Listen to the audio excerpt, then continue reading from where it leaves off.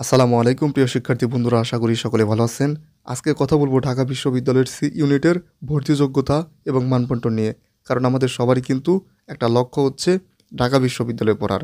কারণ ঢাকা বিশ্ববিদ্যালয় বাংলাদেশের কিন্তু প্রধান বিশ্ববিদ্যালয়।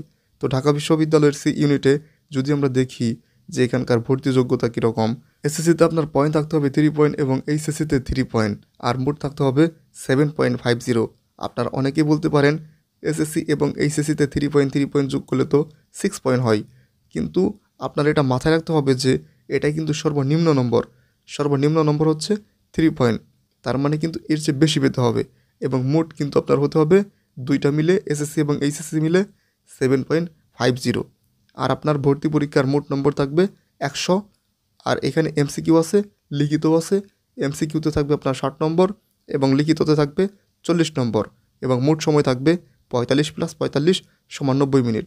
মানে আপনার লিখিততে থাকবে 45 মিনিট এবং এমসিকিউতে থাকবে 45 মিনিট, মোট হচ্ছে 1 ঘন্টা 30 মিনিট।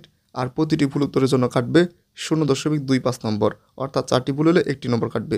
এরপর যদি আমরা দেখি ঢাকা বিশ্ববিদ্যালয়ের মানবন্টন কেমন, সেটা হচ্ছে মানে সি ইউনিটের জন্য বাংলাতে হচ্ছে আপনার 20 নম্বর, 12 হচ্ছে এমসিকিউ প্লাস 8 লিখিত, ইংরেজিতে 20 নম্বর, 12 হচ্ছে এমসিকিউ প্লাস 8 লিখিত, হিসাব বিজ্ঞানে 20 নম্বর, 12 এমসিকিউ প্লাস 8 লিখিত, ম্যানেজমেন্টে আপনার 20 নম্বর, 12 হচ্ছে এমসিকিউতে এবং 8 হচ্ছে লিখিততে নম্বর।